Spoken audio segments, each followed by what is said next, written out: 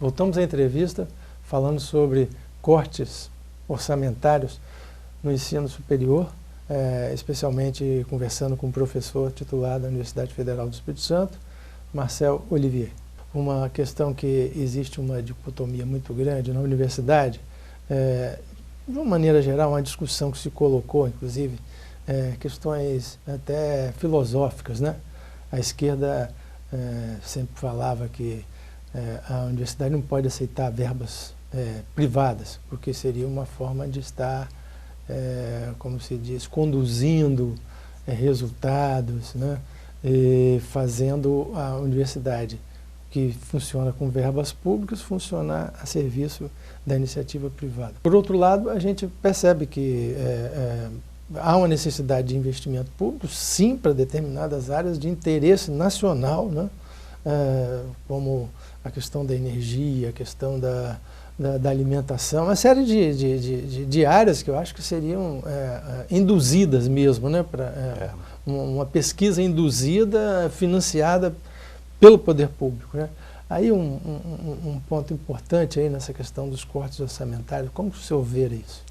Olha bem, é preciso que a gente analise mais profundamente.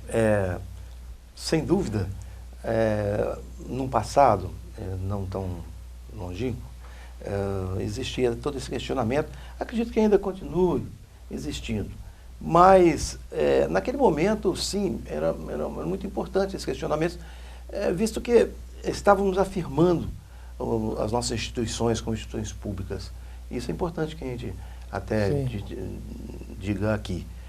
A universidade tem que ser pública, sim, verdadeiramente, tem que receber a maioria das dotações do Estado. Constitucionalmente, a educação é obrigação do Estado e nós temos que cobrar isso do Estado veementemente.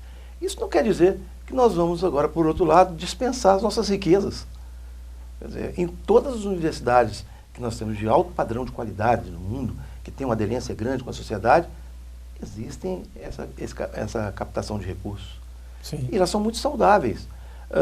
Inclusive de ex-alunos, que reconhecidamente saem da universidade e fazem doações. São empresários. São empresários, não é? Há pouco tempo eu estive conversando com um empresário que saiu da universidade, formou-se na universidade, e ele até falou isso comigo, me queixou, falou: rapaz, eu sou um grande empresário, eu tenho coisas muito boas para a universidade, nunca fui procurado. Se alguém tiver procurado e falar: olha, nós estamos numa situação difícil, você pode colaborar? Eu diria: eu posso doar, por exemplo, se quiser, permanentemente, 8, 10, 15, 20 bolsas de estudo, se vocês quiserem. Sim. Por que nós vamos recusar esses recursos? Sim. Mas o mais sério, o mais grave não está aí. O mais grave está numa análise equivocada de que captar recursos, nós estamos privatizando a universidade. É exatamente o contrário. Eu vou te provar por quê. Sim. Ora, se nós pegarmos somente verbas públicas e desenvolvermos sistemas, tecnologias na universidade, ciência, o que vai acontecer? O setor privado vai absorver essas tecnologias gratuitamente, sem contribuir com um centavo. Quem está pagando isso? Toda a sociedade está pagando para que o setor privado absorva sem investir um único centavo. Sim. Não, nós temos que ter a participação deles, eles têm que também contribuir para esse processo. Além disso, temos o outro aspecto educacional, que nem tudo nós conseguimos levar para dentro da universidade do ponto de vista dos laboratórios. Os nossos laboratórios, às vezes, precisam ser os laboratórios verdadeiros cá fora. Sim. Que as empresas já têm instalado. Temos um parque tecnológico, um parque industrial instalado. E muitas vezes nós fazemos ali dentro a teorização, mas nós precisamos de fazer os ajustes com relação ao que está acontecendo cá fora, a prática. Então são equipamentos caríssimos, são máquinas, não estou falando do setor empresarial e industrial, não é? Mas também temos as prefeituras com seus problemas graves lá de meio ambiente, com seus problemas graves de saneamento, seus problemas graves com relação ao menor, a educação de base. Ora, nós temos professores, mestrandos, inclusive doutorandos, que nós colocássemos a serviço dos nossos municípios, nós poderíamos melhorar muito a educação, sobretudo da língua portuguesa e da matemática, que são bases importantes, né, fundamentais para o nossa criança a desenvolver. É verdade. Agora, uma coisa que é importante é a gente entender como é que é a infraestrutura e a burocracia e a legislação interna da universidade para permitir que essas verbas cheguem, sejam utilizadas, não sejam demonizadas também, né? Porque Sim. tem o Tribunal de Contas, que às vezes é extremamente conservador, né? E, às vezes não aceita na prática essa parceria de uma forma veloz, né? De uma forma ágil, né?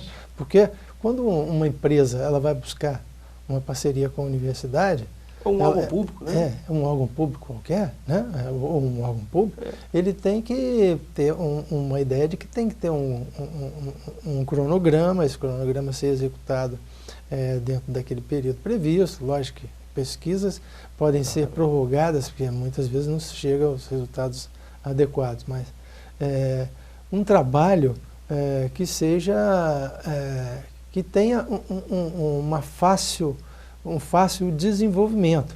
Eu vou até colocar um outro item nesse processo. As organizações não governamentais, nos Estados Unidos, na Europa e tudo, eles colocam lá, quando a gente entra na página das organizações não governamentais, o cara fala, tem lá, donation, né? Você quer preservar a Amazônia, quer preservar não sei aonde, e o dinheiro, né? Aqui não. Aqui, se alguém fizer isso, ele vai preso, né? Porque não, ou então é visto como uma forma assim, por que aquela organização está querendo... Tem algum interesse escuso. Está pedindo dinheiro, né, e tal, aquele negócio todo. Então, há uma cultura também que domina as universidades, em que dificulta também esse processo. Como você vê isso? É verdade. Esse foi o grande problema que aconteceu com a universidade nos últimos... eu diria nos últimos 20 anos aproximadamente, que seria, nós não evoluímos lá naquele tempo, quando nós estávamos no momento de reafirmar a universidade enquanto pública e garanti-la assim, não é? E gratuita, evidentemente. Então, de lá para cá, teríamos que ter criado os instrumentos mais dinâmicos, mais ágeis, para poder fazer essa aderência com a sociedade. Algumas universidades públicas brasileiras conseguiram avançar bastante. Eu citei aqui a Universidade Federal de Minas Gerais, não é mesmo? A USP, você falou? A USP, as públicas de São Paulo, elas são exemplos fenomenais com relação Você tinha dado exemplo da USP que alcançou a independência, Franco Montoro colocou essa questão. Coloca isso. Exatamente. A USP, ela, além dessa interface grande que ela tem com a sociedade, ela lá no passado, Franco Montoro, o governador Franco Montoro, conseguiu fazer com que a UFES tivesse a sua autonomia verdadeira. As universidades públicas federais, elas têm constitucionalmente, mas elas não têm autonomia verdadeira, né? Porque os orçamentos podem ser alterados, podem ser cortados, são dotações orçamentárias. Então, a USP, ela tem essa independência. E, como também está no Parque Industrial, um dos maiores do mundo, São Paulo, a universidade, então, ela também tem uma captação enorme com as empresas lá, não é? Com as prefeituras. A USP, ela tem uma penetração muito grande no estado de São Paulo. E ela está presente em vários municípios, inclusive. Nós, no Espírito Santo, temos uma única universidade, se nós observarmos pública, se nós observarmos o nosso vizinho, o estado do Rio de Janeiro, só ali são 6 públicas, né? Temos agora aqui no Espírito Santo o Polo de São Mateus, o Polo de Alegre, que eu acho que é um caminho importante para analisarmos a expansão da universidade, de repente criarmos a Universidade do Sul, do Norte, não é? Para criar polos de desenvolvimento. Mas a captação de recursos, nesse momento, ela não pode ser desprezada. Nós temos que quebrar esse preconceito, criar as nossas resoluções. Eu acredito que a reitoria tinha que ter ali uma câmara de integração UFES, sociedade, dentro delas as classes produtoras, com uma regra clara definida. O professor definiu um determinado projeto, ele é competência. A empresa precisa de um determinado desenvolvimento, ela vai nessa câmara e ali, então, ela localiza a competência em momentos, em 1, 2, 3 dias, não é? E aí, então, partem para as parcerias, que já estão regulamentadas. Hoje não. Hoje você tem que ter, o professor tem que ter uma aprovação do departamento, do conselho do centro dele, depois ainda vai para a instância superior da universidade. Isso leva 2, 3 meses em discussão.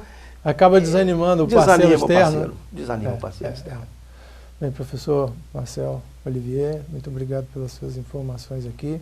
Espero que a universidade evolua para acompanhar e para ser uma das alavancas importantes do desenvolvimento sustentável do Brasil, né? É verdade, eu vejo a universidade a serviço da sociedade. Eu vejo, como lá onde eu fiz meu doutorado, a universidade interagindo diretamente lá no seio da sociedade. Aí sim, entendo a universidade plena, plural. Muito obrigado.